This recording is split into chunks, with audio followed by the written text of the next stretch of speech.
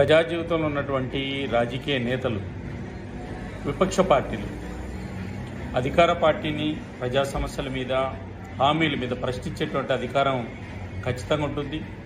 అది ప్రజా స్ఫూర్తికి స్వాగతించేటువంటి అంశం.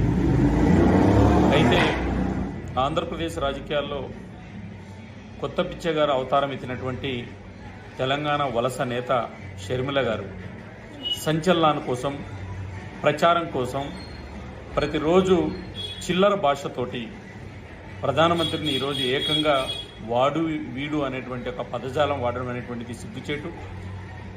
మీ తండ్రి రాజశేఖర రెడ్డి గారు, నీ భర్త పాస్టర్ అనిల్ కుమార్ గారు, నీ కుటుంబం మీకు నేర్పించినటువంటి సంస్కారం ఇదేనా? కాంగ్రెస్ పార్టీ ఇలాంటి ఒక దిగజారుడు నాయకురాలను అధ్యక్షురాలుగా చేసుకోవడం సిగ్గుచేటు.